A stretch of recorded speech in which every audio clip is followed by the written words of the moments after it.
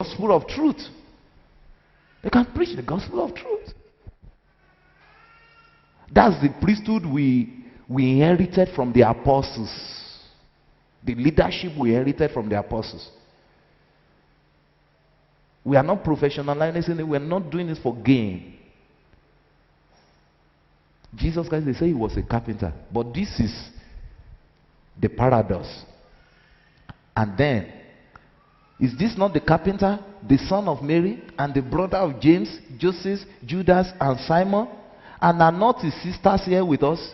So they were offended at him. And Jesus said to them, a prophet is not without honor, except in his own country, among his own relatives, and in his own house.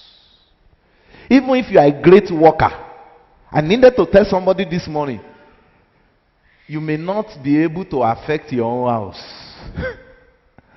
And I wish I'm talking to priests today. I would have said, and that's part of the paradox of children of ministers. You know, children of ministers used to be wayward. One of the reasons is that they don't understand this mystery. It's a mystery. In psychotherapy, we are taught you cannot maintain two relationships with people. That's why I'm a psychotherapist, but I may not be able to help you because of my relationship. Most of you, if you have a problem, you may not come to me. Because we have a relationship. You cannot switch relationship. This is a deeper thing, but I wish somebody will understand it, especially if you are called of God. Many people have been wondering, why are pastors' children wayward? Yes, they are wayward. Why? Because they don't understand the mystery of relationship. If you are a father to somebody, you cannot be a pastor to that person. I don't know.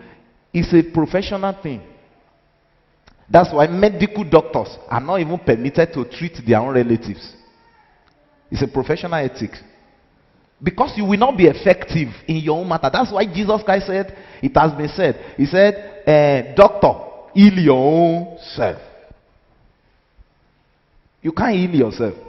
A doctor cannot heal himself. So people don't know where it is coming from. Doctors are not meant to treat their family members. Our father was a nurse, or he's still a nurse, he's alive. But he doesn't do it.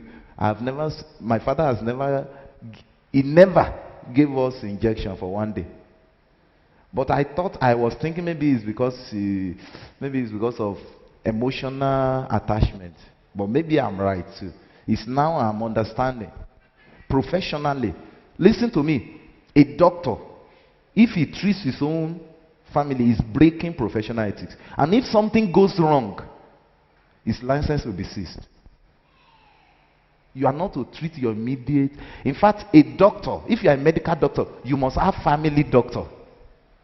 That if there's anything that goes wrong, or your children need care, all that, you will refer them.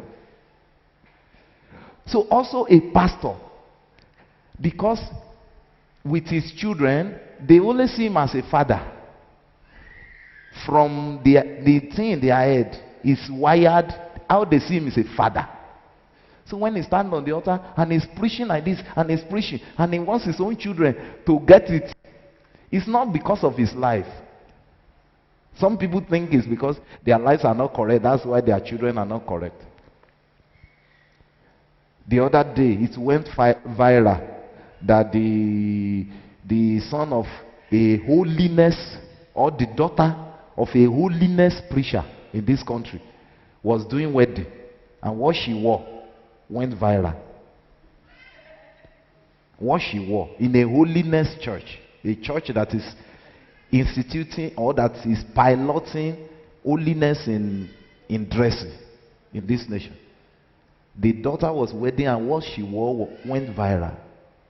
Because you cannot pastor. The truth is that you cannot pastor. You cannot be a pastor to your own children.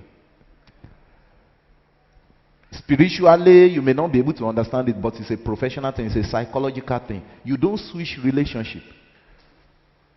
In fact, you cannot be, even if you are a pope, you cannot be a priest to your wife. Because you are husband. You see what determines human life is here, the brain. Because in the brain, who is this person? He's not my pastor, he's my husband. Who is this person? He's my father. Even if you are a prophetess, you cannot prophesy to change the life of your own daughter. Who is this? Is my mother. So what they should do, if they have this understanding, this psychological understanding, what they should do is to get them to connect them with others who can pastor them. I was trying to teach Favor, my daughter, French. I have the French materials I use in school. I was trying to teach her French. After 2 nights, I was frustrated. I said, Colette, go and listen to it yourself. And I felt I shouldn't be wasting money. I've been going to French school. There's no gimmicks of teaching French that I don't know. I must have been in French school actively learning French for over 10 years. So I thought I should be able to. But I quickly note that I can't do this thing. I had to begin to take her to French school now. She had to go and enroll in French school. For me, I thought I wouldn't have loved to waste that money. Because I have all the materials. And I believe I could teach her. But the thing will not work. 2 nights. It's just 2 nights. He said, let me do this. He said, I will go. I said, just go and listen to it yourself. Because you cannot heal yourself. Even if you are a great man of God, you cannot be great man of God in your house. We are looking at Jesus. Jesus Christ, God to his house. They say you do no mighty work. He will just lay hand on somebody like this. He will say, receive it. They say, are you not the son of God? Receive what? We are there what you are doing. Don't come and deceive us as you used to deceive those people. That's why you can hear pastors' children say, my daddy doesn't have any anointing. He's just deceiving you people. He's just deceiving you people. He doesn't have any anointing. He used to beat my mommy. So, but because we don't understand the dynamics of psychological processes, we will now say it's because their lives are not correct. No. It's because of relationship. There's no way you can preach to your boyfriend. I know some of you want to convert your boyfriend. The best you may be able to do is to bring them to where they can receive contact, where they can be heard. That's why we have referral, what we call referral services. If there are some people you cannot hear, you might need to refer them for a greater help somewhere else. Once there's an emotional transference, even if you didn't have a relationship with somebody before and you are helping the person and the relationship develops, it interferes with the other professional relationship. Once you discover that in professionalism, you quickly refer because it will not work. The thing will not work again. You will not get results. I call it the paradox of the greater worker. So the Jesus Christ, who is the greater worker, they even confess that this is a mighty worker. But they say when they want to heal them, they say except few ones, we just lay hand. If they say they have a stomach, after they didn't have a stomach, but he told the cripple, he said, get up. The cripple said, bro, even these crushes and music was your father that did it. I've been using it before you were born. The guy refused to get up. He was saying, oh, you be the son of Job? He said, I'm son of Job. Jesus said, you people. That's why it is said, a prophet is never without honor except in his own town and in his own village and in his own household. Let me confirm something. John chapter 7. John chapter 7. Turn your Bible to John chapter 7, please. John chapter 7, verse number 5. John 7. Yes, this. Verse number 5. Okay, let's start from verse 2. John 5, verse 2. Let me show you something. Now Jews' feast of tabernacles was at hand. His brothers therefore said to him, depart from here and go into Judea, that your disciples also may see the works that you are doing. Listen to me. We are teaching scriptures now. Jesus Christ had brothers and sisters. Forget any other thing you are told in order to present Mary as if she's not a human being. From scriptural evidences, Mary gave birth to other children after Jesus. I say from scripture. If you want to check scripture, you can go and check it. Jesus Christ was the firstborn of Mary. And so the scripture even says very clearly in Matthew chapter 1, it says, and she gave birth to our firstborn son. And if you know Hebrew or study Greek with which it's written, it's not a mistake of words. Our firstborn. And so we keep seeing scripture that says he was with his brothers and sisters. In fact, they started naming his brothers and sisters, not relatives, and his sisters. And now, with this sin, the sin of this John chapter 7 is in the house of Mary and Joseph. It's in the house. So now, the brothers on the feast of the tabernacle, they told him, they said, go to the temple now. Go. Today you say you have power. They say, since you want to become popular, you want to be showing us in this house that you have power. They say, nobody who wants to become popular used to say at home. They say, you go and show it there. His brothers therefore said to him, depart from here and go into Judea, that your disciples also may see the works that you are doing. For no one does anything in secret, while himself seek to be known openly. They say you are seeking, they show yourself you are seeking popularity. Since you are showing power, they say go and show it. Go and show it there. Don't stay and be disturbing us there. Go and show it somewhere. Hallelujah. Hallelujah. If you do these things, show yourself to the world. Verse 5. In case you think it was a compliment, he said, for even his brothers did not believe in him. Even his brother did not believe in him. Case closed. Oh, the paradox.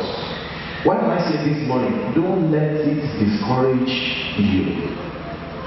Don't be discouraged because you are not getting results in your own house.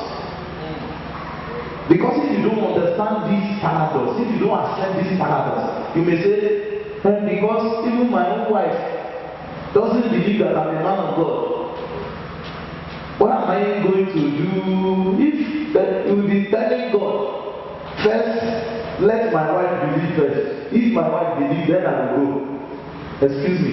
Even the mother of Jesus, it's just that she doesn't talk to Mama Mary, she doesn't talk to. But sometimes she used to wonder whether Jesus heard his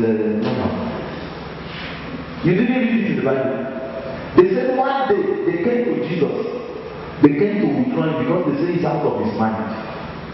You are not reading your Bible. Now Mama and the brother said, Mama Mary and the brother, they say they are outside. They say, come, go call that guy. He be like, telling you the way on, they may go. He be like saying, yeah, don't they go. Yes, they say they believe that he's out of his mind. He's not the mind. No matter Mary and the brothers, stop on. No believe you. Listen, it doesn't matter who doesn't believe in you. It doesn't matter. Go do what God wants you to do. It doesn't matter that your relatives and relations don't believe that you are genuine. Go do what you want to do. It doesn't matter. It doesn't matter. It doesn't matter. Your assignment is not first to convince your family members. My immediate sister who lives in Kaduna never supported me before them, but she called me 2 days ago and the husband. She never supported me. She said, because you have already vowed that you are priest, you must not. But she's here when one of my anniversary, probably 2 days ago, to congratulate me. And I wasn't waiting for her to accept or to approve of me, to do what I believe God has called me to do. You're going to do what God has called you to do. It must not be based on the unbelieving attitude of your close associates, of your relatives.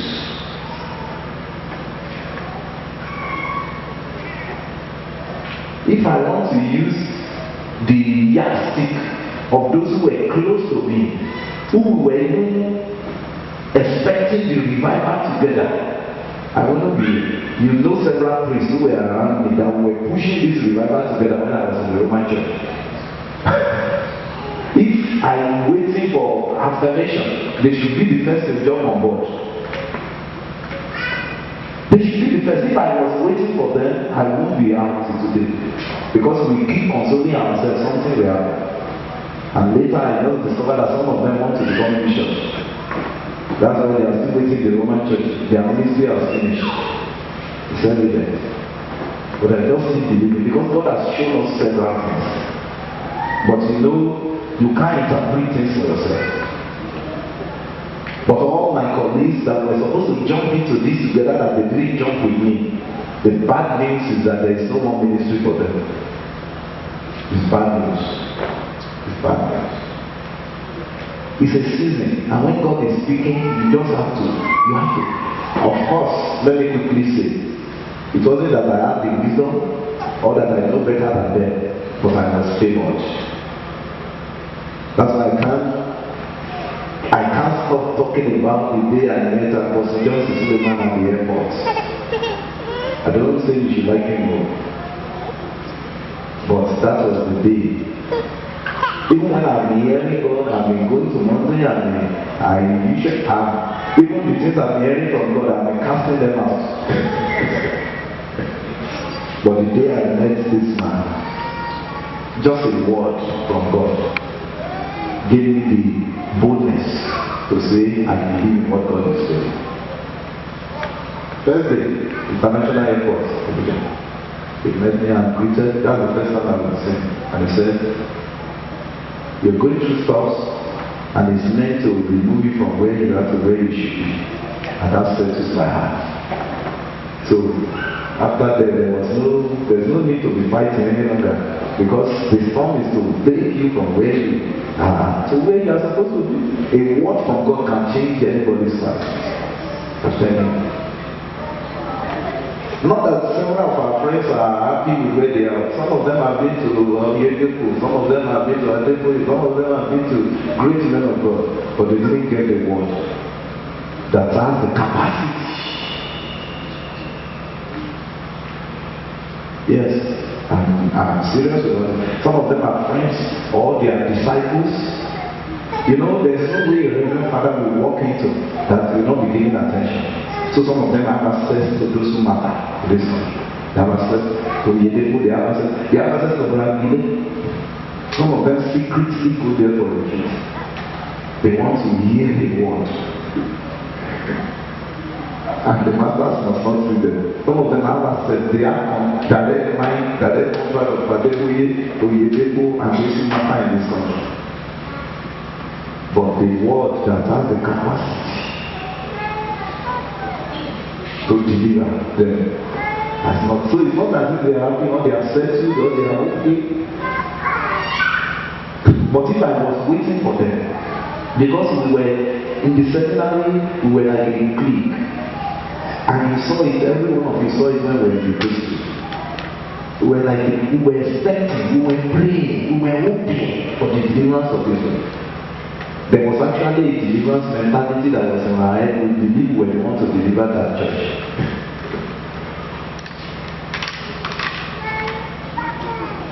Until the man gets the word. What am I saying? Don't wait for somebody. If God has said you should go and do something, don't be discouraged. by non-acceptance. Some of them say it's because I love power. Maybe they think so. But none of them can deny that I'm humble. And power and position doesn't mean anything to me. But maybe because I've tasted power. What some of them say is because when I was in the police, I enjoyed so much power and autonomy for which I want to maintain. But listen, you will do greater works.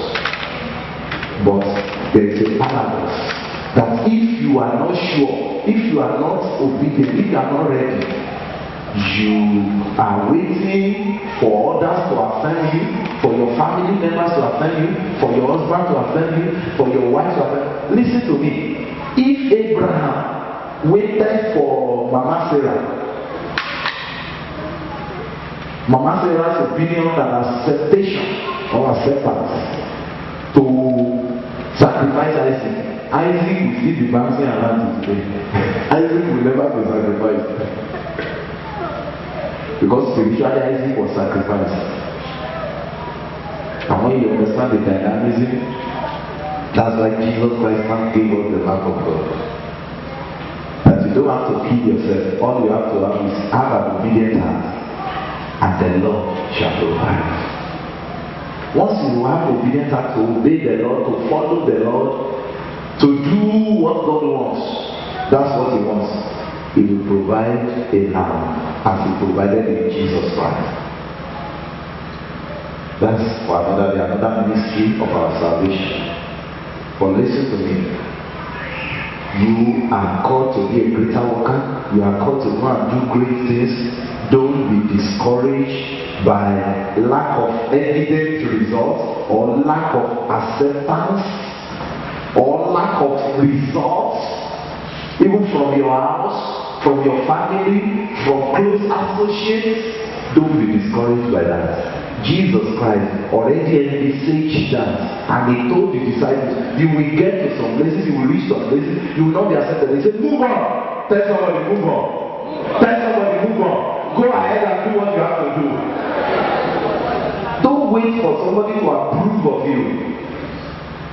Don't wait for somebody to approve of what you're doing. Once you know this is what God said you should do, go ahead and do it. Go ahead and do it.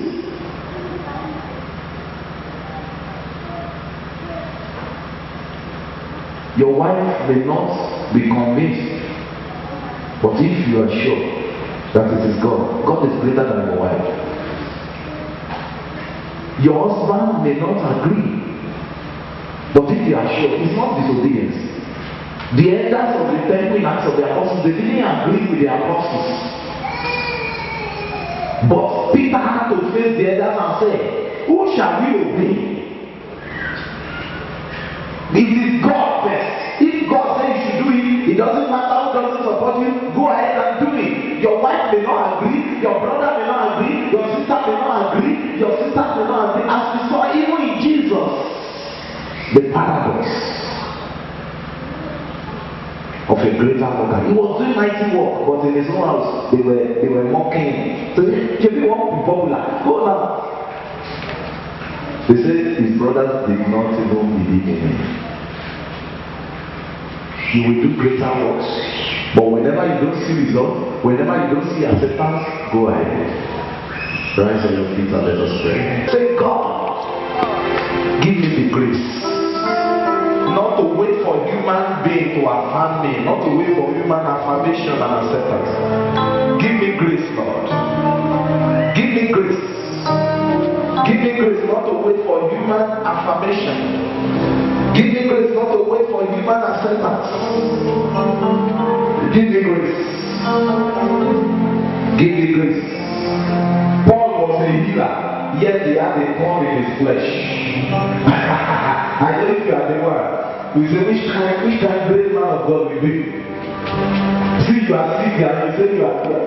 That's why we have the wounded healer. The wounded healer. You may have your own needs, but if you pray for somebody, the person may have breakthrough. That's the mystery of God. But don't be discouraged by that. Don't be discouraged. Say, God, give me grace not to be discouraged. Not to be discouraged by rejection. Not to be discouraged by rejection. Not to be discouraged because some people don't, all my family. It can even be your family members that will reject what you're saying. That will not believe what you're saying. Say, God, give me grace. They may not believe in me. Give me grace to move ahead in spite of who doesn't believe in me. The paradox of the greater worker. Give me grace. And you will see greater results. When Jesus died, and as the disciples moved, they left where they were not accepted and they moved to other places, they saw greater results. As you go out this way, you will see greater results in the name of Jesus. You will see greater results in the name of Jesus. You will see greater results in the name of Jesus. You will do greater works in the name of Jesus. Stop wasting your energy on those who don't believe. Jesus didn't stay in his family trying to convince them. He went out doing the business, even when they said he was mad, they said he was out of his mind. He kept going ahead. He said, my brothers and sisters and my mother, they are the ones who come to hear the word of God, not those who are told who don't believe. Because we are doing carpentry work together. Father, we need that grace. Please lift up your hands as a way of surrendering to God, a physical expression of your expectation to Lord. Give me that grace. Grace not to be discouraged because of non-acceptance or non-approval by my brethren. Lord, give me grace not to look back, not to be discouraged because those who are around me don't believe that you have sent me. They don't believe that I can amount to anything. They don't believe that I can do anything. Lord, give me the grace. Give me the grace. We receive this grace. And Lord, as we receive this grace, we are boldly moving forward beyond the limitation of our associates, of our friends, of our family members. We are going to break barriers in the name of Jesus. We are going to do exploits in the name of Jesus. We are going to record results in the name of Jesus. We are going for greater works in the name of Jesus. Thank you, Father. Blessed be your holy name. For in Jesus' most wonderful name we pray. Amen in Jesus' name.